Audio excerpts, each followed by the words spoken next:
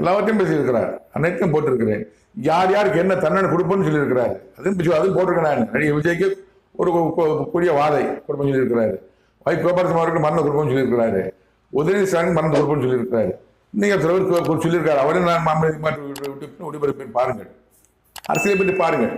இவ்வளவு என்ன பேசுறேன்னா கடவுள் என்ன இருக்குன்னு சொல்லியிருக்காருன்னா, நான் ஒரு கடவுளுக்கு பிரியமானவர் குமாரன் நேசகுமாரன். அவர் கடவுள் என்ற என்னென்ன சொல்ற அத்தனை சொல்றேன் நான். ஆனா எவன் யாரும் கோப்படாதீங்க. அரசியல் யார் என் மேல கோப்படாதீங்க. உங்களை பற்றி நான் மாமல்லி போட்டிருக்கேன்னா அது கடவுள் வார்த்தை, என் வார்த்தை அல்ல. நான் சொல்லுவேன், விளக்கம் சொல்லுவேன், அவ்வளவுதான் விளக்கம் சொல்லுவேன் எது செய்யறாங்கன்னு. கடவுள் வார்த்தை, என் மேல யாரும் கோப்படாதீங்க, எங்களுடைய சண்டைக்கு வராதிங்க. கடவுள் வார்த்தை, கடவுள் வார்த்தையை என்னிடம் ஒரு வார்த்தையை உலகினர் தெரிந்து கொள்ள நீங்க தெரிந்து கொள்ள சொல்கிறேன். அது வந்து தப்பித்துக் கொள்ளுங்கள். கடவுளுக்கு மேல பிரியமா இருக்க கடவுள் எங்கோட இருக்கலாம்னு நினைக்காதீங்க. கடவுள் உங்களுக்கு விரோதமாக செயல்பட்டு கொண்டிருக்கிறார். அனைத்து தமிழக அரசியல் விரோதமாக செயல்பட்டு கொண்டிருக்கிறார். எனவே தமிழக அரசியல்வாதிகளே